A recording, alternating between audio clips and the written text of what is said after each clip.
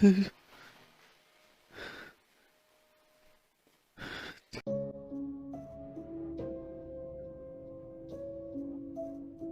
are you feeling this morning?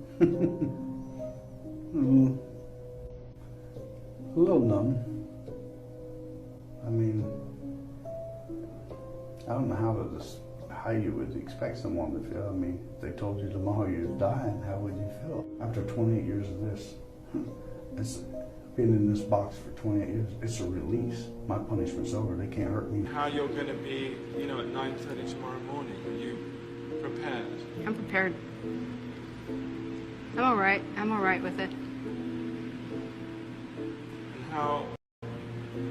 I'm all right with it, but like I said, remember, let them know that I know that the cops knew who I was. After Richard Mallory died, I left prints everywhere, and they covered it up. And let me kill the rest of those guys to turn me into a serial killer. I know they did, because I was no professional serial killer or anything, or murderer, or whatever you want to call it, It wasn't professional at what I was doing. Eileen, I did some sloppy work, and I left How prints. have you prepared yourself for tomorrow morning? I'm all right with it. Yeah, I'm ready to go. Hey, I was tortured at BCI. They had the intercom on in the room, and they kept lying that it wasn't on, and they were using sonic pressure on my head since 1997. Sonic pressure. And every time I was trying to write something, I think they had some kind of eye in the cell, I'm not sure, but every time I started writing something, it went up. Fight for your life. I just don't care to. Are you sorry? For the victim? Yes. Yes. Are you? Anyone in particular? Especially the one that was the 11-year-old girl way back in 1967. And even doing that 5-year sentence, it wasn't, that wasn't enough. But it affected me, just also because I not suffered, but I thought about it. We cannot simply declare ourselves. Watch the guy in the background. He looks at him. Elections on steroids. Eye contact. A hand signal. Going away. If a masked woman in Japan ever asks you if you think she's pretty, be careful how you respond. It could be Kuchisake Onna. In Japanese mythology, Kuchisake Onna is a woman who was mutilated during her life, with her face being slit from ear to ear. Some legends say that her face was cut by a woman jealous of her beauty. Others state that it was punishment for an evil deed she committed in life. Whatever the reason may be, she returned in death wearing a surgical mask to cover her scars. She now wanders Japan carrying a pair of rusty scissors and asks everyone that she meets if they think she's pretty or not. If you ever encounter her, you must be very careful how you answer this question. If you say yes, she will take off her mask to reveal her scars, asking you once more. If you say yes then, she will cut your face to look like hers. However, if you say no, she will kill you right away. The only ways to escape her wrath is to either say that she looks average, confusing her, or throw money at her, which she will stop to pick up, giving you time to run away. Do you think you'd survive Kuchisake Onna? Follow for more. First games you should never play. The 11-mile game. A game to get something that you deeply wish for. You will need something to drive and a strong wish. Begin late at night when there are no drivers. Find a road inside the forest and begin driving the empty road until you feel like you found 11-mile road. You'll know when you find it. On the 3rd mile you will start seeing movement around you. Do not stop. 4th mile. Ignore any voices. 5th mile. Keep driving even if the trees start disappearing. 6th mile. Ignore any flickering of lights or radio. 9th mile. Close your eyes if your vehicle stops and do not open them for any reason until the vehicle starts again. 10th mile. Don't look in your mirrors. 11th mile. You will reach a red light. Do not look at it. Close your eyes until your vehicle starts again. Ignore the noises or whatever is grabbing you. Once the vehicle starts again, keep driving until you reach the dead end. Here you make your wish, you go home and you wait for it. Hopefully your wish will follow you home and not something else. They had to cut open the snake to free his body. The events that we're going to be talking about in this video occurred in Malaysia, and it was done by a motorcyclist. A motorcyclist was on his way home from work when he saw a large reticulated python on the side of the road that was approximately 12 feet in length and decided that this snake cost a lot of money. In the frame here, I have an example of a reticulated python, absolutely massive.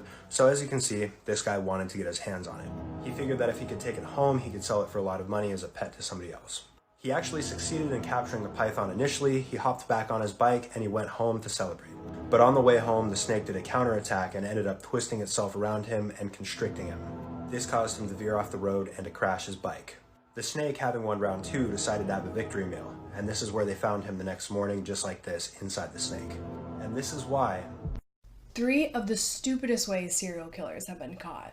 Number 3, David Berkowitz, aka Son of Sam, didn't look where he was parking before he went out to kill 2 people, and when he came back, he had a parking ticket that police traced directly to him. Number 2, Dennis Nelson, who used to flush parts of his victims down the toilet in his apartment and then had the audacity to complain that the drains were clogged. And when a worker was sent to fix that, they discovered human remains and Nelson was caught. And number 1, Dennis Rader, who asked the police if floppy disks could be traced, and they said no, and then he sent the police a floppy disk that they traced right back to him. This 2,000-year-old mummy had soft, supple skin, blood still in her veins, her eyebrow and eyelash hair was still intact, as well as a long hair on her head. This is the story of Xing Shui. Okay, that's not actually what she looks like, this is actually a reconstruction, but I'm pretty sure if I put her real face on TikTok, I'd get banned, so instead let me describe what she was like when she was found. I'm going to include some feet pics because I'm pretty sure TikTok will be okay for this, but look, you can see how soft and supple her skin still was. Again, she's 2,000 years old at this point. She was found in 1971 by workers digging an air raid shelter. Unfortunately, when she was found, they opened the tomb, which let air get in, which meant that she started to decompose immediately. But weirdly, she was found embalmed in this mysterious acidic liquid, and I've looked up this case, and they still don't know what it's made out of. And that's not just clickbait. I've read scientists, like their reports, who have said that they still don't know what this embalming liquid was made out of, but it preserved her so well. The fact that there was still blood in her veins is fascinating, and they could even tell that she had type A blood. In fact, her body was in such good condition when it was discovered that they were able to conduct an autopsy on her to find out how she died. Amazingly, all of her organs were intact, and they were even able to find blood clots in her veins, indicating that she had died from a heart attack. But there's even more cool stuff hidden in her body. They found 138 undigested melon seeds in her stomach, which meant that this was the last meal she had before her died, but it gets cooler than that. These seeds take 1 hour to digest, so we know that she ate this about an hour before she died, but articles online say it might be minutes before she died. But either way, the fact that we know exactly what she ate before she passed away is astonishing. Right, hopefully TikTok's okay with this. This is her hand. This looks like the hand of someone who died maybe like, I don't even know, a day or so ago. You can see the skin that's wrinkled all around her bones, and even the way her hand is held shows how relaxed her body is when it was discovered. In fact, they could still move her limbs around when she was found, which is, once again, mind-boggling. Her body is 2,000 years old at this point, as she died in 163 BC.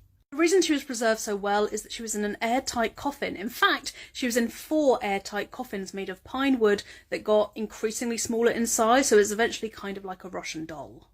She was wrapped in 20 layers of silk fabric, and then it was sealed with clay, which meant no air could get to her body, which really helped to preserve it for all those thousands of years. Make sure to follow me and my morbid mind for more death history, and I might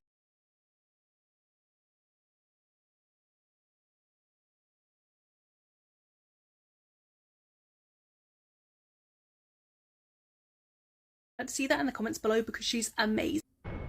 History's forgotten godsend. Albert Einstein was once asked, "How does it feel to be the smartest man alive?" Einstein replied, "I don't know.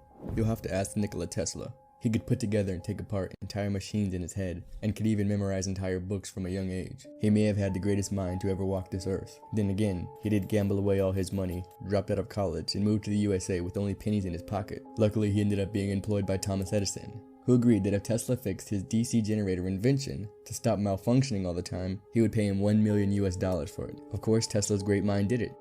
and did it so well, it's still powered by most things today. When Tesla went for his deserving payment, Edison laughed in his face, and so Tesla just up and left. But Edison's DC motors were child's play compared to Tesla's genius AC invention. So Edison stole dogs and in the middle of town, killed them with AC units, making the public think Tesla's invention was dangerous. He also made sure to invent the electric chair and use AC units, just to make it seem that more harmful. The dumbest ways that people have died, part 21.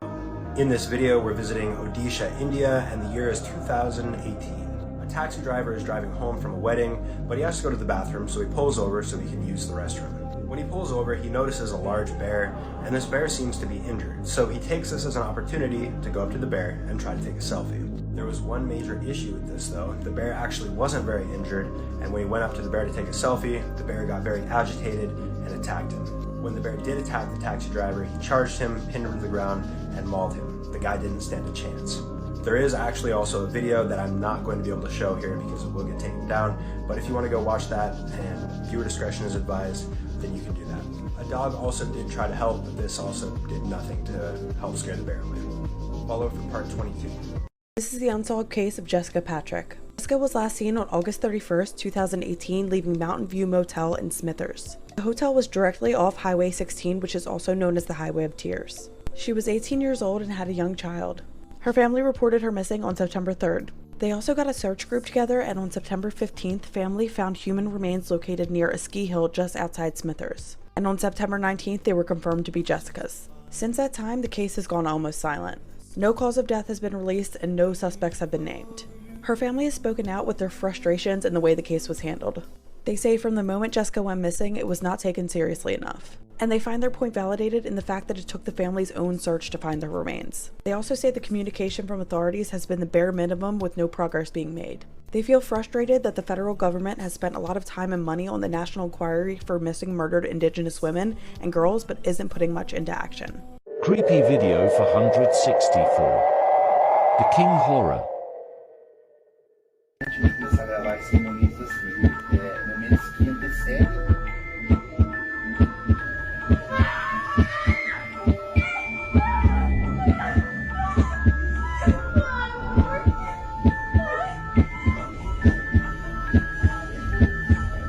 Urban legends that are real. Loloyan. In 2003, a group of people were walking in the forest, when eventually they saw a creepy humanoid creature with a cloak and a gas mask on walking behind them. When they told the news about it, more people claimed that they saw the creature. This is the only real photo of Loloyan. People were scared to go into the forest because they were terrified of Loloyan. In 2013, 10 years after the first sighting, he left this note in the forest. After he wrote how the meteor ruined his life, he disappeared and nobody saw him again. Today we're going to talk about a woman who nearly fed these children their father. This is a case which actually threw me off eating meat for quite a while. But we're going to be talking about Catherine Knight. So in this picture is Catherine Knight, an Australian woman who worked as a butcher. She had a raging temper and came from a childhood full of problems. While working at a butcher shop, Catherine met her first husband, David Kellett. Now, David Kellett was a raging alcoholic who was prone to fistfights, and he thought Catherine was an innocent woman. It would turn out that he would be wrong. Catherine's mother even warned him about her, saying to be careful. But during the time he was heavily intoxicated, she convinced him to marry her. And on their wedding night, they had done the deed 3 times. Despite her husband being exhausted, she wanted to go for a 4th time, and when he was asleep, she strangled him. On the first night of their marriage. He did manage to fight her off, and their marriage lasted for about 10 years, but it was far from perfect. Now, David Kellett was often unfaithful to her, despite them even having 2 daughters together. And he was also having affairs with other women, so when Catherine found out about this affair, she took their 2-month-old daughter and left her on train tracks shortly before the train was due to arrive. But fortunately, the train never arrived. She was diagnosed with postnatal depression and spent a few months in hospital, in the psychiatric ward. She said a lot of things about killing David, but she was still released and he took her back. But he soon ended things with her and she hopped into another relationship right away. This was with a man called David Saunders, who had a job as a miner, so he did have enough money to provide for her. But he had his own apartment and wouldn't let Catherine move in at the time, which made her suspicious and really jealous. At one point, she slit the throat of his 2-month-old puppy in front of him to show him what she was capable of.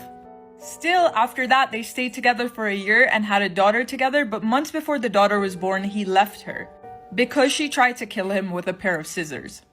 Then she met a third guy who she also got pregnant with his son, but he left her after finding out she was having an affair. And this led her to meeting John Price, who she did a lot of shady things to, as well as getting him kicked out of his job. He actually told his co-workers that he feared his life after seeing how crazy Catherine was.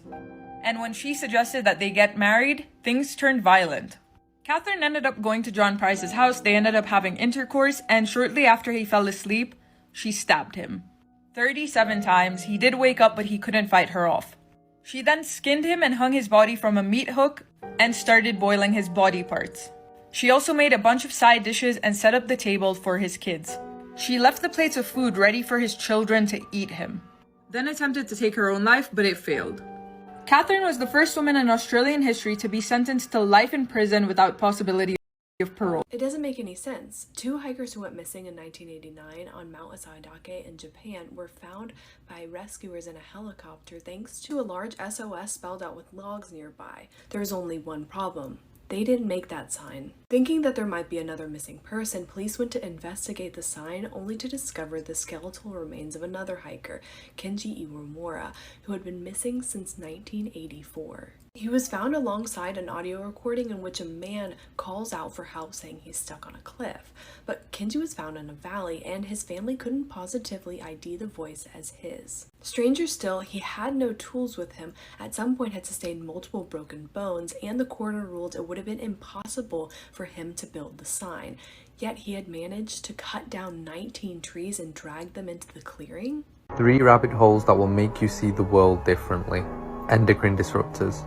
Did you know thousands of products sold in conventional stores contain chemicals called xenoestrogens? These chemicals alter hormone balance, ultimately making men weaker and destroying the fertility of the female. 2. The manipulation of the American mind. Edward Bernays, nephew of Sigmund Freud, published his book Propaganda in 1928. He created the consumerist culture by feeding human desire through manipulation of the psyche. 3. The Flexner Report.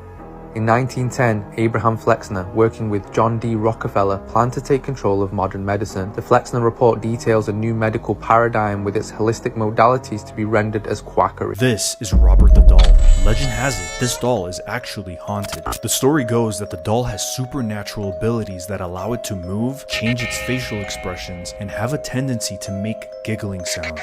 You can actually visit the doll yourself, which sits in isolation at the Fort East Martello Museum in Key West, Florida. And according to the local folklore, the doll has caused car accidents, broken bones, job loss, divorce, and a plethora of other misfortunes. Those who choose to visit Robert the Doll and disrespect him supposedly experience frightening outcomes. Is this doll actually haunted? Or is there some prosaic scientific explanation for his malicious intent? Serial killer cases that are still active, Part 1. Today we're going to be talking about the I-70 killer who took the lives of 6 victims within a short, less than 1 month time frame back in 1992. As you can see from the victims shown in this photo, he definitely had a type: brunette women. You might also notice that there's a guy to the right, but investigators believe that this might have been because he had a ponytail and he mistakenly thought he was also a brunette woman. In every single one of these cases, the victims all shared one trait other than being brunette, and that is that they worked at stores that were along the roadside. At the time of the crimes, investigators released this sketch right here showing what he would look like. But still, even 30 years after the crime occurred, investigators are still releasing sketches as to what he might look like now. These 2 sketches right here are what investigators believe he might look like currently. Follow for Part 2. A cop passed away after a criminal spits in her face, then police reveal the startling cause. Rina was an extremely responsible police officer who worked in Kiev, the capital of Ukraine. Together, Rina and her partner officer